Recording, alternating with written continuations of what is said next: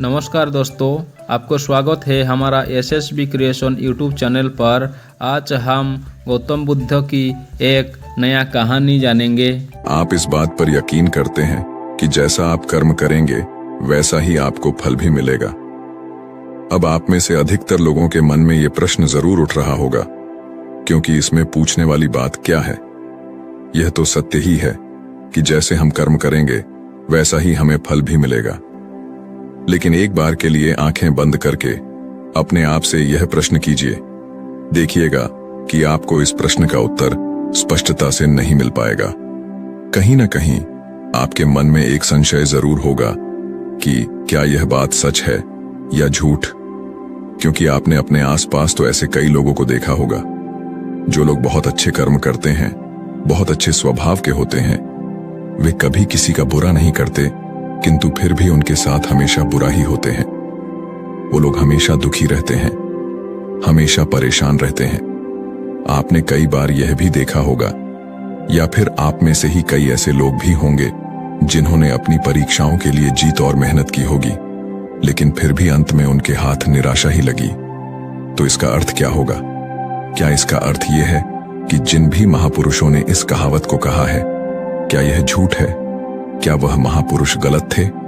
नहीं, वास्तविकता तो यह है कि हम अपने कर्मों का लेखा जोखा तो समझ ही नहीं पाते, और इसी कारण हम यह सोचते हैं कि हम तो बहुत अच्छा कर्म कर रहे हैं, हम लोगों की भलाई कर रहे हैं, लोगों की मदद कर रहे हैं, फिर भी हमें न जाने क्यों हमेशा दुख और परेशानी ही उठानी पड़ती है। लेकिन आज की जो कहानी मैं आपके लिए लेकर आया हूं, इस कहानी के माध्यम से आप यह समझ जाएंगे कि आखिर कर्मों का यह लेखा जोखा हमारे जीवन पर किस प्रकार प्रभाव होता है। एक समय की बात है, एक गांव में दो भाई रहा करते थे। दोनों ही कुशल थे, किंतु उनमें से एक बहुत ही क्रूर और चालाक था। उसने धोखा देकर अपने छोटे भाई की सारी जमीन जायदाद अपने नाम करवा ली थी, और छोटे भाई के नाम पर कुछ भी नहीं बचा था। उसे तो बस एक टूटी फूटी झोपड़ी मिली थी, जिसमें वह और उसकी पत्नी रहा करते थे। उसकी पत्नी भी हमेशा बीमार रहती और उसे तरह तरह की यातनाएं, पीड़ाओं और समस्याओं का सामना करना पड़ता था। छोटा भाई बहुत गरीब था, उसके पास पैसे भी नहीं थे ताकि वह अपनी पत्नी का इलाज करवा सके, लेकिन वह बहुत शांत स्वभाव का था, अच्छी प्रवृत्ति का था। इस कारण वह कभी किसी से क्लैश नहीं करता था, न ही किसी के लिए बुरा सोचता था। वह कभी किसी का बुरा नहीं करता था। फिर भी उसके मन में हमेशा एक प्रश्न रहता था। वह हमेशा अपने आप से कहता था, हे ईश्वर, मैंने कभी किसी के साथ बुरा नहीं किया, कभी किसी का बुरा नहीं सोचा, फिर भी आखिर मेरे साथ इतना बुरा क्यों होता है? मेरी पत्नी हमेशा बीमार रहती है, मेरे बच्चों को 2 वक्त का खाना तक नसीब नहीं होता, और मैं चाहकर भी अपने परिवार को एक अच्छा जीवन तक नहीं दे पा रहा। आखिर ऐसा क्यों? वहीं पर दूसरी तरफ मेरा भाई है जो बहुत क्रूर है, चालाक है, घमंडी है। उसे देखो, वह अपना जीवन कितने ऐशो आराम के साथ जी रहा है। उसके पास ढेर सारा धन है, रहने के लिए अच्छा मकान और खाने के लिए अच्छे अच्छे पकवान है। वह तो अपना जीवन मजे में जी रहा है, और मैं यहाँ पर घुट घुट कर मर रहा हूं। उसे कोई परेशानी नहीं, और मेरी परेशानियां खत्म होने का नाम ही नहीं लेती। यह सोचता हुआ वह इस विचार पर पहुंचा कि लगता है बुरे कर्मों का फल ही अच्छा होता है और अच्छे कर्मों का फल अच्छा नहीं मिलता है। और देखते ही देखते यह बात उसके मन में घर करने लगी थी। ऐसे ही कई दिन बीत गए, और अब छोटा भाई और भी ज्यादा परेशान रहने लगा था, क्योंकि उसकी पत्नी की तबीयत ठीक होने का नाम ही नहीं ले रही थी, और उसके सामने तरह तरह की परेशानियां खड़ी थीं, जिन्हें देखकर वह मन ही मन रोता रहता, परेशान होता। एक दिन की बात है, वह किसी काम से दूसरे गांव की ओर जा रहा था। तभी उसकी नजर एक साधु पर पड़ी। वह साधु एक द्वार पर खड़े होकर भिक्षा मांग रहे थे, और वह हमेशा केवल एक ही बात कह रहे थे, तेरे कर्म तेरे हिस्से और मेरे कर्म मेरे हिस्से। जब छोटे भाई के कानों में यह बात पड़ी तो उसे बहुत क्रोध आया। वह तुरंत ही उन साधु के पास जा पहुंचा और उनसे कहने लगा, हे गुरुवर, मैं आपको कब से देख रहा हूं, आप केवल एक ही बात कह रहे हैं, तेरे कर्म तेरे हिस्से और मेरे कर्म मेरे हिस्से। क्या यह सत्य है? इस बात का जवाब देते हुए वह साधु कहते हैं, हाँ, यह बिल्कुल सत्य है। क्या तुम्हें इस पर यकीन नहीं? तभी वह छोटा भाई उन गुरु से कहता है, हे गुरुवर, लगता है आपको कोई भ्रम हो गया है। मैंने अपने जीवन में कभी कोई बुरा कर्म नहीं किया, न ही मैंने कभी किसी के बारे में बुरा सोचा, न ही किसी का बुरा किया। उसके बाद भी मैं हमेशा परेशानियों से घिरा रहता हूं। तकलीफें दिन ब दिन मुझे और परेशान कर रही हैं। मुझे तो आज तक मेरे अच्छे कर्मों का कोई अच्छा फल नहीं मिला। फिर आप ये कैसे कह सकते हैं कि अच्छे कर्मों का फल अच्छा मिलता है? मेरी पत्नी हमेशा बीमार रहती है और मेरे घर में खाने तक के लिए पैसे नहीं है। यहाँ तक कि मेरे बच्चे भी भूखे रह जाते हैं, और फिर भी आप कहते हैं कि अच्छे कर्मों के फल अच्छे मिलते हैं। तभी वह साधु बड़े ही शांत स्वभाव से उस व्यक्ति से कहते हैं, लगता है परिस्थितियों ने तुम पर बहुत गहरा प्रभाव डाला है। ऐसा प्रतीत हो रहा है कि तुम परिस्थितियों के आगे हार मान चुके हो, और इन कठिन परिस्थितियों ने तुम्हारी सोच को भी बदल दिया है। इसी कारण तुम ऐसा कह रहे हो। इस पर वह व्यक्ति कहता है, हे गुरुवर, ऐसा लगता है कि खुद परिस्थितियों से हार कर दूसरों के घर भिक्षा मांगकर भोजन ग्रहण कर रहे हो, और मुझे कहते हो कि मैंने परिस्थितियों के सामने हार मान ली है। मुझे आपका यह भाषण नहीं सुनना, मैं जा रहा हूं। तभी उसे रोकते हुए वह साधु उस व्यक्ति से कहते हैं, ठीक है, तुम चले जाओ, लेकिन उससे पहले मेरा एक काम कर दो। वो व्यक्ति कहता है, अरे मैं कोई काम नहीं करने वाला, मैं तो जा रहा हूं। तभी वह साधु कहते हैं, बेटा, मैं जानता हूं तुम्हारे मन में क्या प्रश्न है। तुम इस बात से परेशान हो कि तुमने अच्छे कर्म किए और उसके बाद भी तुम्हें अच्छे फल नहीं प्राप्त हो रहे। लेकिन क्या तुम इस प्रश्न का जवाब नहीं जानना चाहते? क्या तुम यह नहीं जानना चाहते कि तुम्हारे साथ ऐसा क्यों हो रहा है? यह सुनकर वह छोटा भाई कुछ देर के लिए चुप हो गया, और कुछ देर सोच विचार करने के बाद वह कहता है, अच्छा ठीक है, बताइए मुझे क्या करना होगा। तभी वह साधु उस व्यक्ति से कहते हैं, मेरा बस एक छोटा सा काम कर दो। कल सुबह सुबह तुम मेरे लिए कुछ फल लेकर मेरे आश्रम आ जाना, और जब तुम वहां पर आओगे तो मैं तुम्हें तुम्हारे सभी प्रश्नों का उत्तर तुम्हें दे दूंगा, और तुम्हें यह भी समझ में आ जाएगा कि तुम्हारे साथ ही ऐसा क्यों हुआ।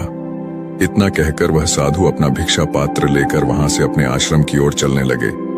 लेकिन वह व्यक्ति कुछ देर के लिए वहीं पर खड़ा रह गया और यह सोचने लगा कि क्या उसे फल लेकर उन गुरु के आश्रम में जाना चाहिए या नहीं। यही सोचता हुआ वह घर लौट आया। रात भर उसके मन में केवल यही प्रश्न था कि मैं उनके पास फल लेकर जाऊं या न जाऊं। देखते ही देखते सुबह होने लगी, और अब उस छोटे भाई ने यह तय कर लिया कि वह फल लेकर उन गुरु के आश्रम जरूर जाएगा। वह घर से निकलता है और कुछ फल खरीदता है, जिससे लेकर वह उन गुरु के आश्रम की ओर चल पड़ता है।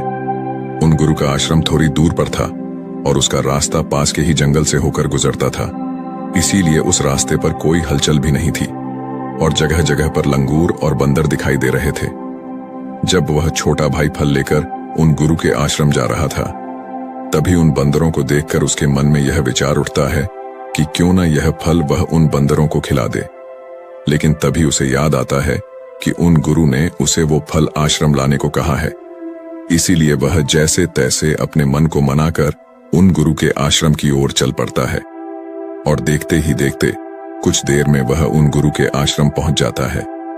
वह उन्हें प्रणाम करके उनसे कहता है, यह देखिए, मैं आ गया, और जैसा कि आपने कहा था कुछ फल लाने के लिए वह भी मैं लेकर आया हूं।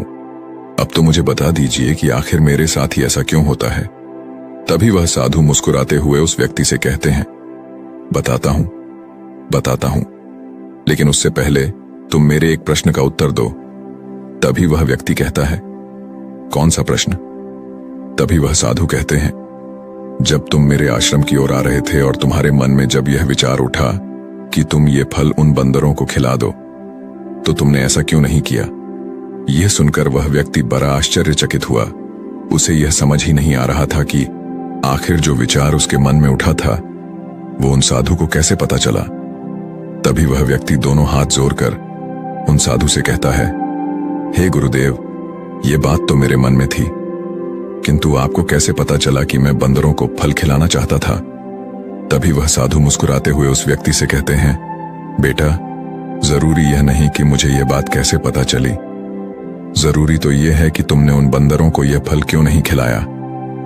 वह व्यक्ति कुछ देर के लिए सोच में पड़ गया और उसने हड़बड़ाते हुए उन साधु को जवाब दिया, क्योंकि आपने मुझे यह फल आपके पास लाने के लिए कहा था। तभी वह साधु उस व्यक्ति से कहते हैं, बेटा, जिस तरह से एक बछड़ा हजारों गायों में भी अपनी मां को ढूंढ ही लेता है, ठीक उसी प्रकार कर्मकर्ता को ढूंढ ही निकालता है। जैसे कि यह कर्म मेरे हाथों से ही लिखा था कि मैं ही इन बंदरों को यह फल खिलाऊंगा, इसलिए तुम यह फल उन बंदरों को न खिला सके और यह फल तुम मेरे पास लेकर आए। इतना कहकर उन साधु ने वह फल उन बंदरों को खिलाना शुरू कर दिया। लेकिन वह व्यक्ति अब तक उन साधु की बात का मतलब नहीं समझ पाया था। वह उन साधु से कहता है, हे गुरुवर, आप क्या कहना चाहते हैं? मुझे आपकी बात कुछ समझ नहीं आई, कृपया करके मुझे साफ और स्पष्ट तौर पर समझाए। तभी वह साधु मुस्कुराने लगे और व्यक्ति से कहते हैं, हम मनुष्यों को हमेशा से यही लगता है कि हम ही करता है और हम ही कर्म करते हैं, लेकिन वास्तविकता तो कुछ और है। यहां पर समझने वाली बात यह है कि कर्म हमारा चुनाव खुद करता है, हम कर्म का चुनाव नहीं करते। यदि आप किसी काम को करने के योग्य हैं, तो कर्म आपको लाखों लोगों की भीड़ में से भी ढूंढकर निकाल ही लेगा। इसलिए जरूरी यह है कि कर्म करने पर नहीं, बल्कि योग्य बनने पर ध्यान दो। यदि तुम्हारा पूरा ध्यान केवल कर्म करने पर होगा, तो तुम कभी भी योग्य नहीं बन पाओगे और कभी भी कर्म तुम्हारा चुनाव ही नहीं करेगा। इस पर वह व्यक्ति कहता है, हे गुरुवर, योग बनने से आपका क्या मतलब है?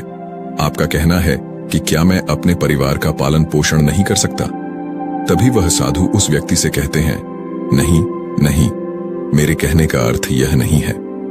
मैं तो तुमसे यह कहना चाहता हूं, योग्य बनने के लिए जिन कर्मों की आवश्यकता होती है, उसके लिए तुम्हें पहले छोटे छोटे कामों को करना शुरू करना होगा, और जब तुम उन कामों में निपुण हो जाओगे, कुशल हो जाओगे, इतने योग्य बन जाओगे, तो बड़ा कर्म, या फिर यूं कहें कि यह मुख्य कर्म, जिस कर्म के लिए तुम बने हो, वह कर्म तुम्हें ढूंढ ही लेगा और वह कर्म तुम्हारे पास खुद ही चला आएगा। उदाहरण के तौर पर तुम इन बंदरों को ही देख सकते हो।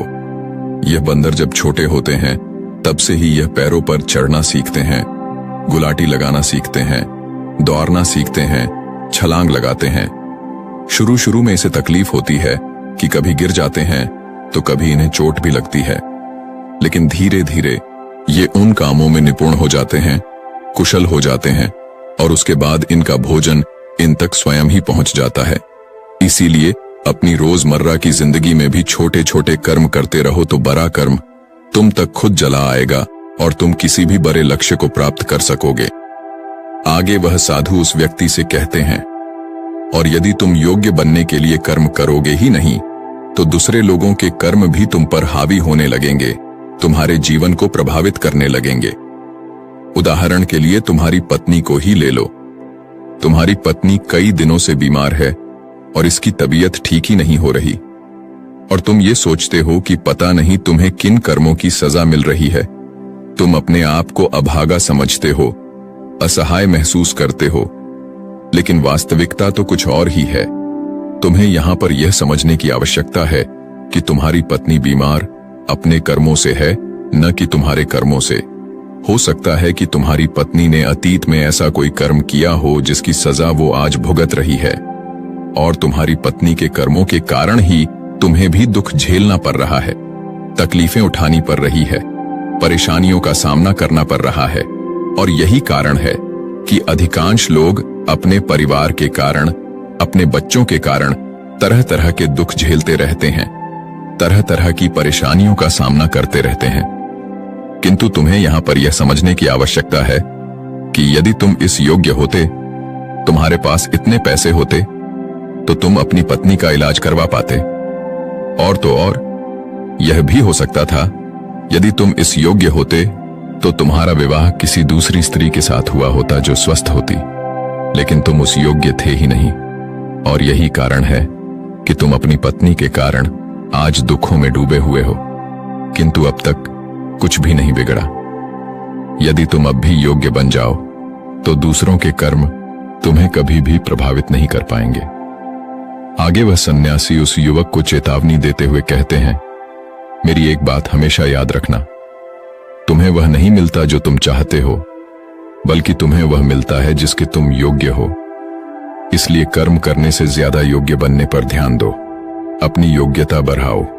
केवल कर्म का फल पाने के लिए कर्म मत करो, और फिर तुम कभी भी इन परेशानियों से निकल नहीं पाओगे। तभी वह व्यक्ति उस साधु के सामने दोनों हाथ जोड़कर उनसे कहता है, हे गुरुवर, आप हमेशा योग्य बनने की बातें कर रहे हैं, किंतु आप यह नहीं बता रहे हैं कि मैं अपनी योग्यता को किस तरह से बढ़ाऊं ताकि मेरा मुख्य कर्म मुझे ढूंढ ले। तभी वह साधु उस व्यक्ति से कहते हैं, यह तो बड़ा ही सरल है, फिर भी लोगों के लिए यह बहुत कठिन हो जाता है। सबसे पहला उपाय यह है कि जो भी कर्म तुम कर रहे हो उस कर्म को कर कर भूल जाओ। अर्थात योग बनने के लिए जो भी कर्म तुम कर रहे हो उसे याद ना रखो, उसे भूल जाओ। यह मत सोचो कि जो तुमने कर्म किया है उसका फल तुम्हें कब और क्या मिलेगा। इसीलिए तो कहा जाता है कि कर्म करो, फल की चिंता मत करो। यदि तुम्हारा मन हमेशा फल की चिंता में ही लगा रहेगा तो इसका अर्थ यह हुआ कि तुमने वास्तविक तौर पर कोई कर्म किया ही नहीं। और हम इसे अधिकांशतर लोग यही गलती करते हैं। उन्हें लगता है कि वह एक अच्छा कर्म कर रहे हैं जिसका फल भी उन्हें अच्छा ही मिलेगा। उनका सारा ध्यान केवल फल पर होता है, और यही कारण है कि वह अधिकांश समय दुखी होते हैं, क्योंकि जब उन्हें फल नहीं मिल पाता, या फिर यूं कहे कि जब उन्हें अपने मन वांछित फल नहीं मिल पाता, तो उनके मन को ठेस पहुंचती है और वे लोग दुखी रहने लगते हैं, परेशान रहने लगते हैं, और हमेशा यही सोचते हैं कि मैंने तो अच्छे कर्म किए थे, फिर भी मुझे अच्छे फल क्यों नहीं मिल रहे। और उनका यही सोचना उन्हें अपने लक्ष्य से भटका देता है। हाँ, आप ये जरूर कर सकते हैं, अपना कर्म करने के बाद उसका आकलन जरूर करें, लेकिन फल की चिंता ना करें। तभी वह व्यक्ति उन साधु से कहता है, हे गुरुवर, आप कह रहे हैं फल की चिंता मत करो, लेकिन जो कर्म किए हैं उसका आकलन जरूर करो। यह कैसे संभव है? तभी वह साधु बड़े ही शांत स्वभाव से उस व्यक्ति से कहते हैं, बनते, जब तुम कोई कर्म करते हो तो तुम्हारे मन में हमेशा फल की चिंता होती है, जबकि तुम्हारे मन में फल की चिंता ना हो। कर यह चिंता होनी चाहिए कि जो भी कर्म मैंने किए हैं, क्या उस कर्म में मैंने अपना 100% दिया है या नहीं। जब मैं वह काम कर रहा था तो मेरा ध्यान पूरी तरह से उस काम पर था या नहीं, कहीं मेरा ध्यान भटक तो नहीं रहा था।